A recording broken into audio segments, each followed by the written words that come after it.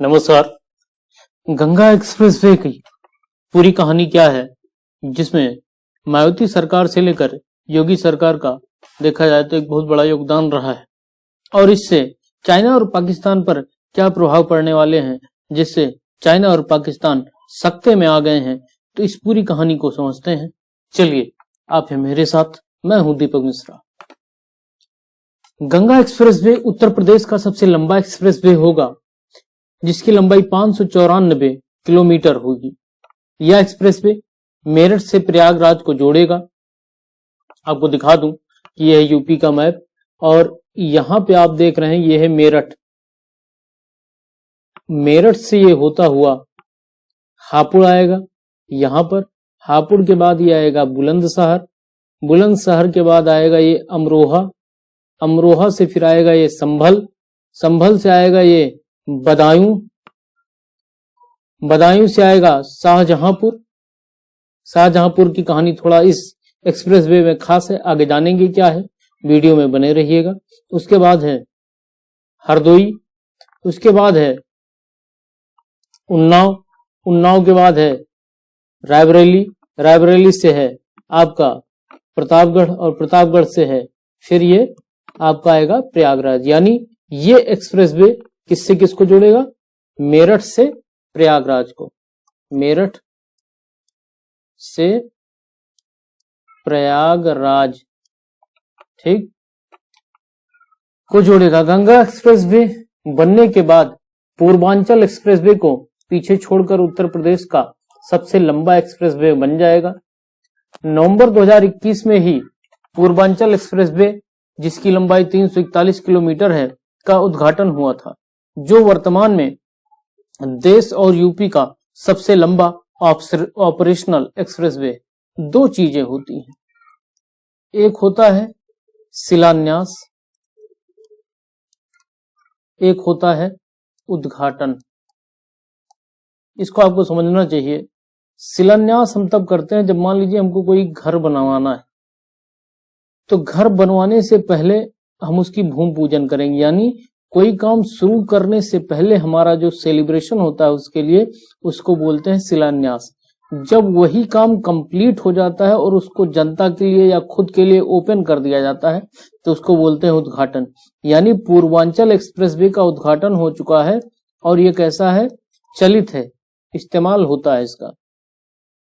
और वहीं पर अगर हम बात करें गंगा एक्सप्रेसवे का, तो अभी इसका उद्घाटन नहीं हुआ है, इसका शिलान्यास हुआ है, जिसका शिलान्यास मोदी जी ने 18 तारीख को किया है। तो ये बहुत बड़ा अंतर है, इसको आप समझे रहिए।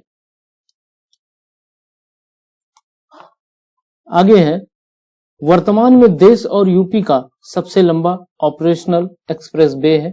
कौन सा? पूर्वांचल एक्सप्रेसवे, जो वर्तमान में। चलिए अब जानते हैं कि प्रधानमंत्री नरेंद्र मोदी ने 18 दिसंबर को कहां से शाहजहांपुर में गंगा एक्सप्रेसवे परियोजना की आधारशिला रखी। उत्तर प्रदेश के मेरठ से प्रयागराज को जोड़ने वाला गंगा एक्सप्रेसवे उत्तर प्रदेश का सबसे लंबा एक्सप्रेसवे होगा। यानी जब ये कंप्लीट हो जाएगा बन करके तब होगा। चलिए जाने क्या है गंगा एक्सप्रेसवे, क्या है इसका उत्तर प्रदेश और देश के लिए महत्व, क्यों गंगा एक्सप्रेसवे पर बनने वाली एयर स्ट्रिप से वायुसेना की नजरें चीन को साधने पर होंगी, और एक्सप्रेसवे पर एयर स्ट्रिप बन गई है या बनेगी, तो ये सेना के लिए, इंडियन आर्मी के लिए क्यों बहुत ही खास है, तो इस लेक्चर में आप सबको समझ जाएंगे। गंगा एक्सप्रेसवे उत्तर प्रदेश के पूर्वी क्षेत्र, यानी अगर हम मैप को देखें, देखिए मैप में अगर हम दिशाओं की बात करें तो ये होता है उत्तर, ये होता है दक्षिण, ये होता है पूरब और ये होता है पश्चिम। अगर हम इसको इसी मैप पे, ये विश्व के आप किसी भी मैप पे, किसी भी देश के मैप पे, किसी भी जिले के मैप पे देखेंगे तो दिशाओं का निर्धारण हमेशा ऐसे ही होगा। ये मैप हो गया, अब ये इस तरफ हो गया पूरब और ये हो गया पश्चिम। यानी ये पश्चिम में मेरठ से और पूर्व के प्रयागराज को जोड़ेगा। यानी इसका जो कनेक्शन होगा वो पश्चिम से पूर्व होगा, पूर्व क्षेत्र को पश्चिम से जोड़ेगा। गंगा एक्सप्रेसवे को दिसंबर 2024 तक बनाकर तैयार कर लेने का अनुमान है। यानी ये जो एक्सप्रेस वे है ये दिसंबर 2024 तक बनकर तैयार हो जाएगा। ये बहुत बड़ा समझने वाला पॉइंट है, बने रहिए, समझ में आता है क्या है कहानी। गंगा एक्सप्रेसवे परियोजना को सबसे पहले 2007 में, कब, 7 में तत्कालीन यूपी की तत्कालीन मायावती, सीएम मायावती ने लॉन्च किया था। यानी इसकी जो विचार था, इसको जो लॉन्च करने का, वो सीएम मायावती जी का था। इस परियोजना पर काम 2017 में योगी आदित्यनाथ के सत्ता में आने के बाद शुरू हुआ। तकरीबन 10 साल बीत गए और कहीं कुछ नहीं हुआ। जब 10 साल बाद योगी जी आए as a chief minister of Uttar Pradesh, then ही started work on Ganga expressway. तब ये गंगा एक्सप्रेसवे पर काम शुरू करते हैं। यह परियोजना 29 जनवरी 2019 को यूपी सीएम योगी आदित्यनाथ ने लॉन्च की थी। फरवरी 2020 में मेरठ से प्रयागराज को 594 किलोमीटर लंबे पहले चरण के निर्माण को 2024 तक पूरा करने का लक्ष्य रखा गया है। अगर मान लीजिए, चलिए थोड़ा सा एक पॉइंट और समझ लेते हैं। नवंबर 2021 में पर्यावरण मंत्रालय से क्लियरेंस मिलने के बाद उसी महीने उत्तर प्रदेश कैबिनेट ने गंगा एक्सप्रेसवे निर्माण के लिए 36,200 करोड़ रुपए के बजट की मंजूरी की थी। अब यहाँ पे सोचने वाली बात ये स्टार्ट करते हैं, इसको 2019 में लॉन्च करते हैं, 19 जनवरी में लॉन्च करते हैं। अगर इसको मोटी मोटा जोड़ा जाए तो 11 महीने इधर रख लो और 20 का 12 महीने रख लो और इधर फिर 21 में तकरीबन 2.5 साल रख लो, तो उसके बाद इसको पर्यावरण क्लियरेंस मिलता है। अब सबसे बड़ी बात सोचने की ये है कि अगर इनको 21 में क्लियरेंस मिलता है, अब इसका शिलान्यास मोदी जी ने कर दिया, इन केस मान लीजिए इनकी पार्टी नहीं बनेगी, तो क्या ये एक्सप्रेसवे को ये कंप्लीट कर पाएंगे? ये पार्टी के समय ही, जब चुनाव होने में 1.5 से 2 महीने बचे हैं, तो उसी दौरान इसका शिलान्यास करने की और ये सब करने की क्या जरूरत थी?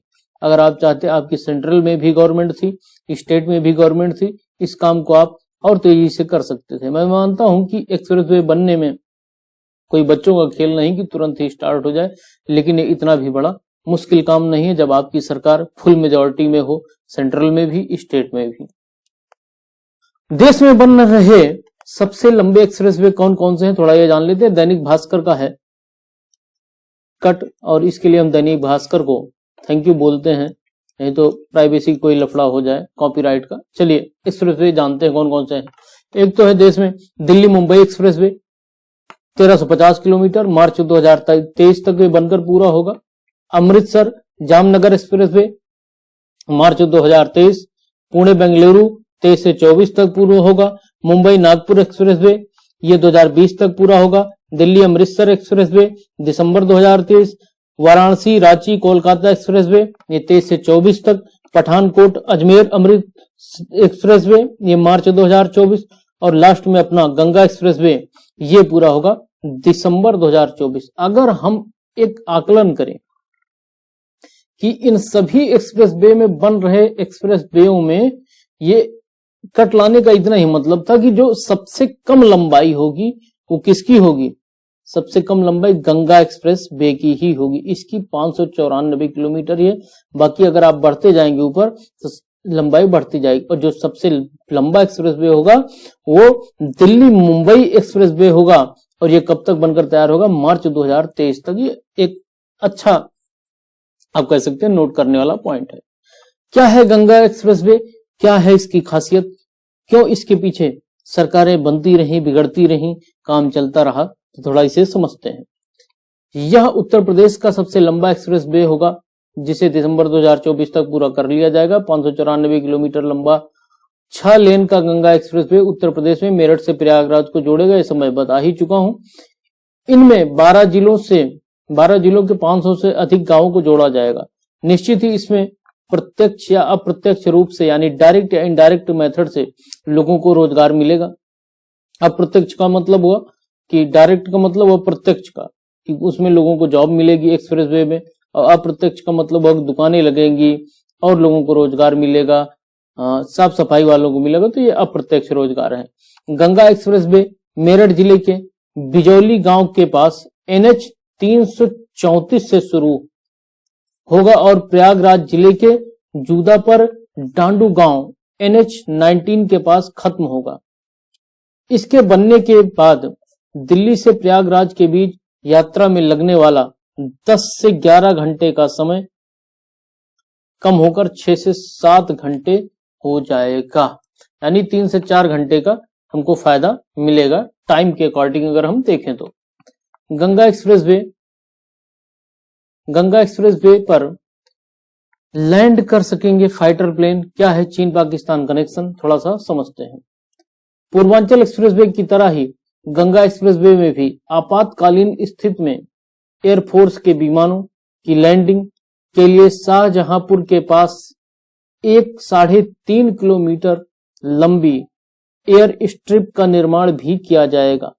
यानी आपातकालीन में मान लो कोई एयर स्ट्रिप को लैंड कराना है तो आप इस एक्सप्रेसवे ही पर ही उसको लैंड करा सकेंगे। एक अलग से एयर स्ट्रिप बनेगी और जिस पर हम अपने आपातकालीन विमानों को लैंड करा सकेंगे, जिससे कि हमारी जरूरतें, अकस्मात जरूरतें और दुर्घटनाओं को कम करने का चांसेस पूरा होगा। तो ये भी एक अच्छा कदम कहा जा सकता है। गंगा एक्सप्रेसवे पर एयरफोर्स के फाइटर प्लेन की आपातकालीन लैंडिंग के लिए एयर स्ट्रिप के साथ ही उत्तर प्रदेश देश का पहला राज्य, ये करंट अफेयर का बहुत ही अच्छा पॉइंट होगा, राज्य बन जाएगा जिसके 4 एक्सप्रेसवे पर ऐसी सुविधा उपलब्ध होगी। मान लीजिए राइटिंग में मेंस में क्वेश्चन आ जाता है तो उसमें भी आपको ये मदद करेगा। नवंबर 2021 में पूर्वांचल एक्सप्रेसवे की एयर स्ट्रिप पर भी इंडियन एयरफोर्स के फाइटर प्लेन सुखोई 30 ने लैंडिंग और टेक ऑफ का सफल परीक्षण किया था। उससे पहले 2015 में यमुना एक्सप्रेसवे पर मौजूद एयर स्ट्रिप पर फाइटर प्लेन मिराज 2000 सफलतापूर्वक लैंडिंग और टेक ऑफ कर चुका है। वहीं लखनऊ आगरा एक्सप्रेसवे पर भी एयरफोर्स के सुखोई 30 और मिराज, यानी कुल मिला के कहने का मतलब यह है कि सरकार एक नई सोच से आगे बढ़ रही है। उसका मानना है कि हाँ एक्सप्रेसवे हो, लेकिन एक्सप्रेसवे में हम एयर स्ट्रिप्स को भी बना सके, जिससे हम कभी युद्ध की स्थिति आए तो हम सामान की आपूर्ति, तेल की आपूर्ति, अपने विमानों के लिए, फाइटर प्लेन्स के लिए इसकी जो आपूर्ति है वो सुनिश्चित कर सके। एक्सप्रेसवे पर एयर स्ट्रिप बनाना चीन को काउंटर करने की क्या योजना है, कैसे काउंटर करेगा, क्यों जरूरी था, थोड़ा सा ये भी समझ लेते हैं। दरअसल चीन पहले ही भारत के साथ लगती उसकी 3488 किलोमीटर लंबी लाइन ऑफ एक्चुअल कंट्रोल यानी LAC, जो चाइना और भारत के बीच में सीमा निर्धारण होता है उसको LAC बोलते हैं। LAC से लगे इलाके में नए एयरपोर्ट बना रहा है, यानी चीन जो LAC का इलाका है वहां पे नए नए एयरपोर्ट बना रहा है या मौजूद जो उनके एयरपोर्ट हैं उनको अपग्रेड कर रहा है, मतलब उसकी मरम्मत कर रहा है। ऐसे में भारत के लिए जरूरी है कि चीन की इस साल का या इस जो चाल है उसकी चाल का जवाब देने के लिए आपात स्थिति में एयरपोर्ट को नुकसान पहुंचाने पर एक्सप्रेसवे पर मौजूद एयर स्ट्रिप का इस्तेमाल फाइटर प्लेन, ट्रांसपोर्ट प्लेनों की लैंडिंग की सुविधा प्रदान करने के लिए तैयार करें।